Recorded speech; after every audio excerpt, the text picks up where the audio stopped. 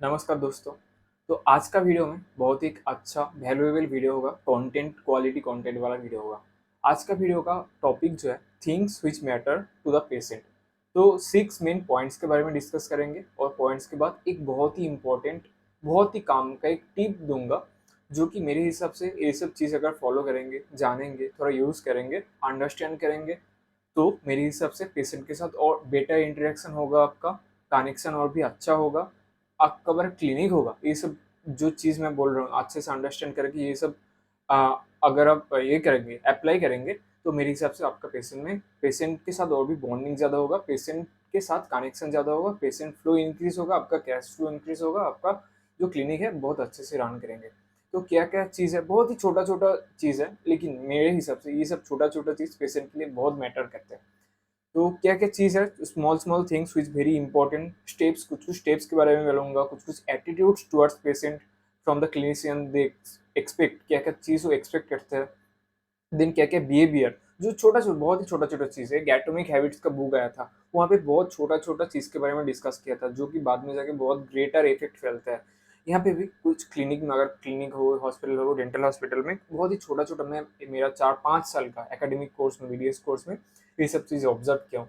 ये सब चीज़ पेशेंट का साइकोलॉजी में, पेशेंट का क्या ट्रीटमेंट प्लानिंग चूज़ करेंगे, इस सब में बहुत बड़ा इफेक्ट क्रिएट करता है। कौन-सा ट्रीटमेंट वो चूज़ करेंगे, बहुत इंपॉर्टेंट चीज़ है मेरे हिसाब से, बहुत दिन से नोट डाउन किया हूँ, एनालाइज़ किया हूँ, उसके बाद आके यहाँ पे मैं पब्लिक प्लेटफ़ॉर्म में आके बोल रहा हूँ।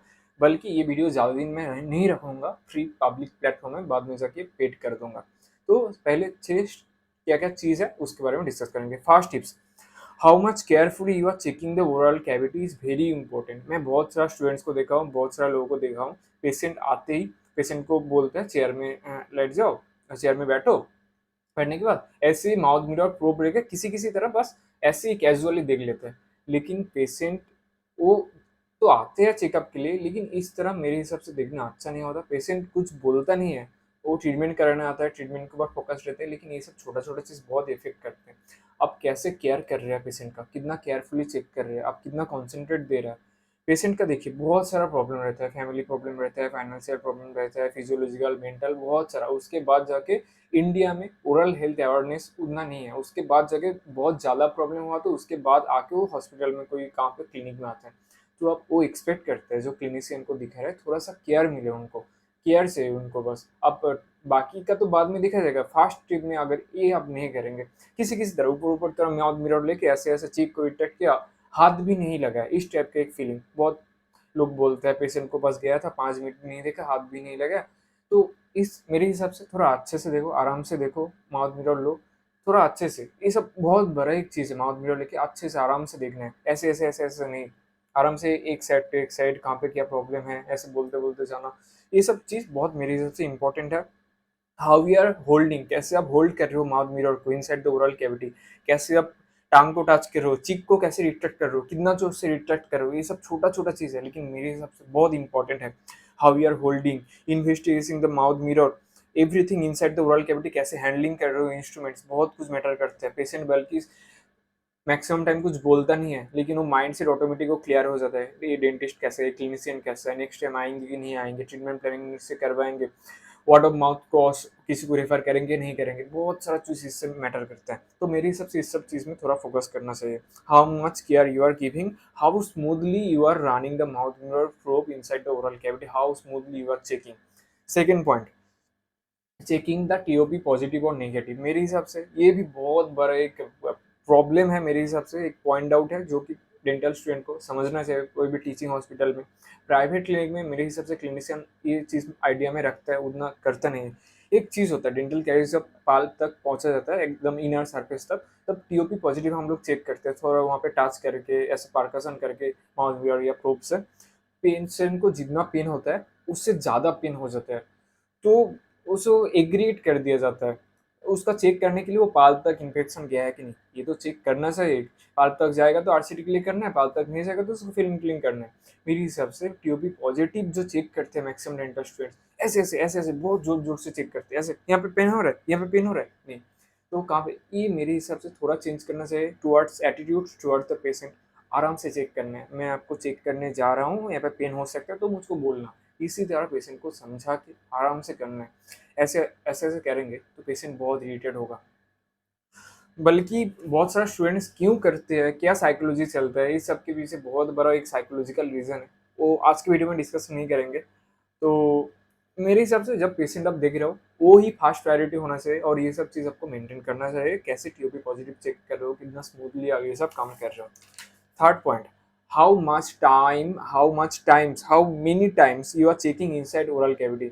मेरे हिसाब से 1 to 2 टाइम्स ही आपको होना चाहिए एक पेशेंट को ओरल कैविटी चेक करने के लिए। पेशेंट का माइंड में प्राइवेसी बहुत ही इंपॉर्टेंट चीज़ है और कोई नहीं चाहता कि उसका डिजीज, कोई कंडीशन ज़्यादा पब्लिक करने के लिए। कोई भी, आप क्या चाहते हो, आपका शरीर में कहाँ पे लेसन हुआ, अब एक बहुत सारा लोग आके बहुत टाइम से चेक कर रहे हैं, बार बार देख रहे हैं, बार बार छू कर देख रहे हैं कितना दर्द हो रहा है नहीं हो रहा है, आप नहीं करेंगे।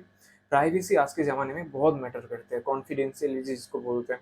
ज़्यादा टाइम नहीं लगाना है, 1 to 2 टाइम्स 1 मिनट के अंदर, मेरे हिसाब से 30 to 40 मिनट्स के अंदर आपका पूरा ओरल कैविटी चेक कर लेना है। कहाँ पे क्या प्रॉब्लम है, कौन से दांत में क्या प्रॉब्लम है, देख के आपको सब कुछ समझ जाना है, ब्रेन में एकदम मैप आइडिया बना लेना है। How much time you are checking, how much time you are giving probe inside the oral cavity, how much time is checking the tube, these things are very important.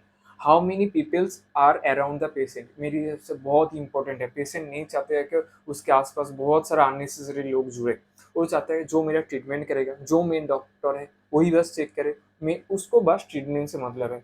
मेरे हिसाब से doctor जो देख रहा है, जो काम करेगा, उससे भी उसको ही मतलब रखना चाहिए। उसका फर्स्ट प्रायोरिटी है पेशेंट, पेशेंट का क्या माइंड सेट है। ज़्यादा आसपास लोग को भिड़ना जुड़ना ये सब नहीं करना चाहिए। बल्कि टीचिंग हॉस्पिटल में ये सब होता है, ये सब करना पड़ता है सीखने के लिए।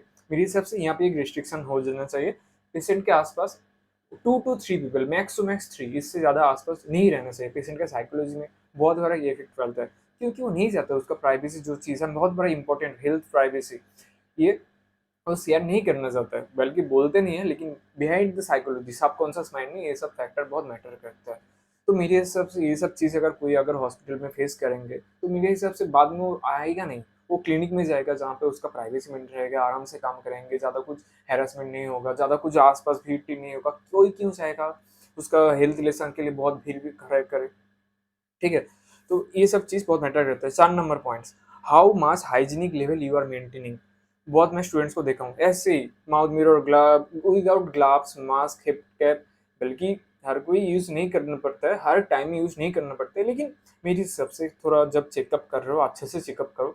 रिसेट द ओरल कैविटी, अच्छे से फिंगर टिंगर देखिए, हाथ तक देखिए, आराम से देखो कहाँ पे पेन हो रहा है, दर्द हो रहा है। जस्ट ऊपर ऊपर से माउथ मिरर प्रोब से देख लिया यहाँ पे पेन हो रहा है, यहाँ पे टीबी हो रहा है, ऐसे नहीं। थोड़ा ग्लव्स करो, मास्क करो, हेड कैप पहनो, ये सब पहनने के बाद पेशेंट को चेकअप करो, आराम से चेकअप करो कि पेशेंट को लगे नहीं ये अच्छा हाइजीनिक मेंटेन कर रहे हैं, हाइजीन मेंटेन कर रहे हैं। आसपास का बेसिन का कंडीशन देखना है कैसा है। मैं बहुत सारा जगह पे देखा हूँ, पहले एक पेशेंट क्या, एक मैक्सिमम जगह में एक चेयर में ही काम होता है। एक पेशेंट का ब्लीडिंग टीडिंग हुआ, बहुत कुछ हुआ, सलाइवा टलाइवा, जो साइड में चेयर पे साइड में जो बेसिन है वहाँ पे पड़ा रहते हैं, अच्छे से वॉश वॉश नहीं हुआ।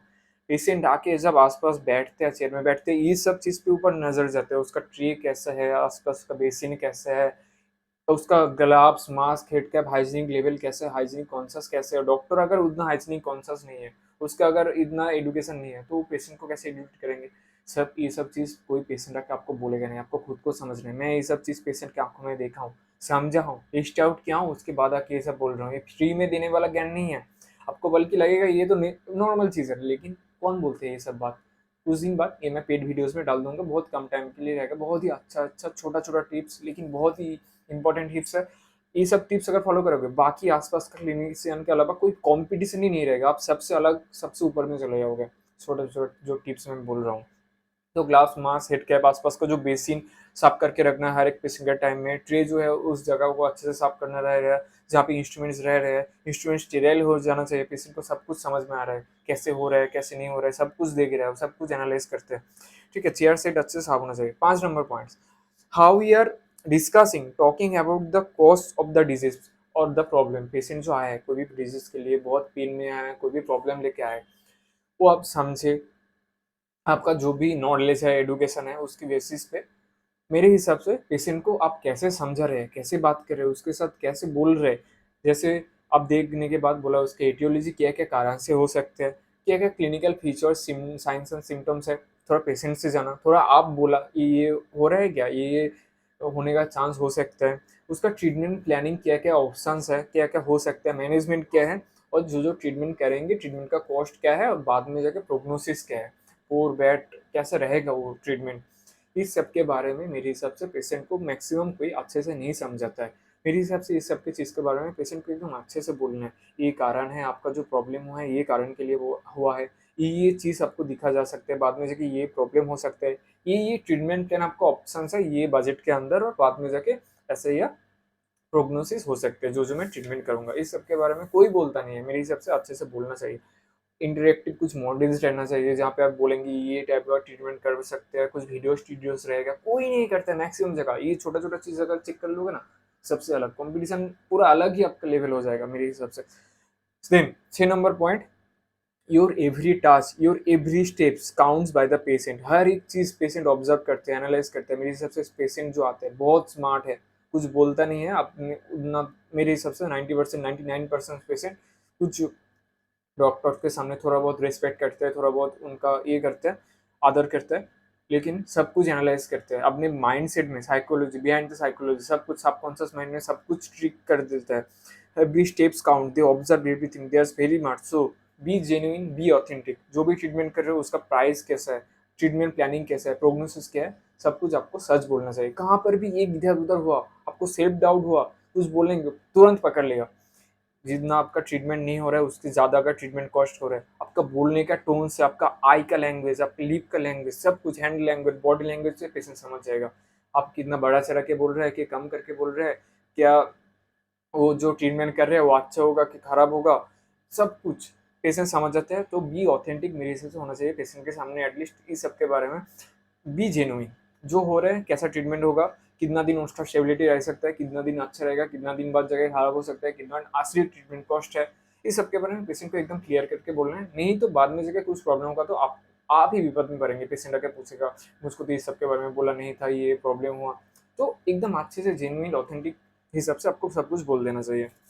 एंड सबके बाद एक बहुत ही अच्छा इंपॉर्टेंट टिप्स दूंगा, जो कि मेरे हिसाब से बहुत ही इंपॉर्टेंट टिप्स है कि जब use dental chair just for checkup and treatment. Checkup के लिए, ओरल कैविटी इंट्रोरल कैविटी में चेकअप के लिए, एंड जो जो ट्रीटमेंट होगा उसके लिए ही आप डेंटल चेयर यूज कीजिए। बाकी जब पेशेंट को समझेंगे, कंसल्टेशन करेंगे, कंसल्ट करेंगे जो आपका क्यों हुआ, क्या क्या रीजंस है, क्या क्या ट्रीटमेंट प्लानिंग हो सकता है, क्या क्या बजट है, कॉस्ट है, उसके बाद जाके क्या हो सकता है, इसका क्या गारंटी वारंटी क्या है, जब समझेंगे मेरे हिसाब से डेंटल चेयर में ये सब बात मत कीजिए।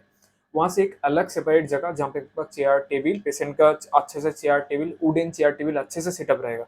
बल्कि ये सब चीज़ थोड़ा कॉस्टली है, महंगी है, लेकिन पेशेंट का साइकोलॉजी में बहुत इंपॉर्टेंट, बहुत बड़ा फैक्टर फैलता है इस सब चीज़ें से। डेंटल चेयर में चेकअप करने के बाद आराम से आके चेयर टेबल में बैठिए, पेशेंट को भी बैठाइए, अलग एक कंसल्टेशन जो यहाँ पे स्टेज सेटअप रहेगा, रूम रहेगा, स्पेस रहेगा। अच्छे से जो मॉडल्स है, इंटरेक्टिव जो मॉडल्स कास्टर्स रहते हैं, क्या क्या ट्रीटमेंट प्लान हो सकता है, कुछ वीडियोस, एनिमेशन, ये सब देख के पेशेंट को आराम से बोलिए। मेरे हिसाब से ये सब चीज़ ही डिपेंड करेगा पेशेंट कौन सा ट्रीटमेंट चूज करेगा, कैसे आपके साथ इंटरेक्शन करेंगे, बाद में वो ट्रीटमेंट प्लानिंग के लिए आएगा कि नहीं, बाद में और किसी को रेफर करेंगे कि नहीं। बहुत कुछ इस सब छोटा छोटा चीज़ से मैटर करता है। मेक ये proper consultation area, proper room. This is the ultimate tip from my side as a clinician के लिए। तो separate treatment area, working area, wooden chair table होगा तो मेरी हिसाब से सबसे अच्छा है। मॉडल्स रहेगा, कुछ टैबलेट टैब्स रहेगा, टैब्स में आप अच्छे से दिखाए पेशेंट को ये है, ये वीडियो से ऐसे ऐसे काम होता है। which decide which type of treatment the particular patient will choose, which will directly matters, directly connect, directly link with the cash flow, with which directly link connect with the patient flow in your clinic। तो मेरे हिसाब से ये 6 point है, उसके साथ ये और एक टिप में बहुत इंपॉर्टेंट टिप दे दिया। मेरे हिसाब से बहुत दिन में देखा, बहुत दिन के एनालिसिस करे बोला हूँ। तो वीडियो पसंद आया, हेल्पफुल हुआ, वैल्यूएबल हुआ, थोड़ा कमेंट करो, यू एडेड वैल्यू इस टिप को कमेंट कर दो। ठीक है, थोड़ा लाइक कर देना। चैनल में सब्सक्राइबर थोड़ा कम है, उसके लिए थोड़ा रिक्वेस्ट करूंगा, और थोड़ा सब्सक्राइबर बढ़ा दो प्लीज़, थोड़ा सब्सक्राइबर बढ़ाने के लिए रिक्वेस्ट करूंगा। डिस्क्रिप्शन बॉक्स में मेरा नंबर है, कुछ भी प्रॉब्लम हुआ नंबर सेव करने के बाद मेरा व्हाट्सएप डायरेक्ट डीएम करो, कुछ भी प्रॉब्लम होगा कमेंट बॉक्स में कमेंट कर सकते हो, मैं रिप्लाई दूंगा। और व्हाट्सएप में एक मेरा ग्रुप है, रेगुलर बहुत सारा चीज़ वहाँ पे डालता रहता हूँ। व्हाट्सएप ग्रुप में ज्वाइन कर जाओ, लिंक्डइन दिया हो, इंस्टाग्राम में एक पेज है, फॉलो कर लो। डिस्क्रिप्शन बॉक्स को अच्छे से चेक करो, चैनल में जाओ, जाके वहाँ पे वीडियोस थोड़ा चेक करो। ओल्डर जो वीडियोस है, पुराना पुराना जो जो चीज़ है, आज के दिन में भी बहुत अच्छे हेल्पफुल है। ऐसे नहीं कि पुराना हो गया, बहुत आपका लाइफ में इफेक्ट करेगा। As a clinician, as a dentist, as a dental student, patient भी हो तो डेंटल चेकअप रिलेटेड बहुत सारा चीज़ आपको जानने को मिल जाएगा, बहुत अच्छा अच्छा चीज़। तो कुछ भी प्रॉब्लम हो तो तुम्हारा मेरा व्हाट्सएप नंबर है, डायरेक्टली टेक्स्ट करना। नंबर शेयर करने के बाद मेरा व्हाट्सएप प्रोफाइल में जाके चेक करो, कैटलॉग्स बहुत कुछ अलग से इसके बाद बहुत कुछ नया नया चीज़ आपको जानने को मिलेगा। ऑनलाइन में कंसल्टेशन देता हूँ, ओरल हेल्थ रिलेटेड कुछ भी जानना हो तो ऑनलाइन में कंसल्टेशन बुक करो, बहुत ही मिनिमम प्राइस में मेरे से जान सकते हो। इसके अलावा बहुत सारा कंसल्टेशन देता हूँ, कुछ प्रॉब्लम हो तो मेरे से आके डायरेक्ट बात कर सकते हो। व्हाट्सएप में नंबर है, सेव कर लो, कॉन्टैक्ट कर लो। आज की वीडियो यहाँ पर खत्म करते हैं, मिलते हैं आपके नेक्स्ट वीडियो में। Good bye.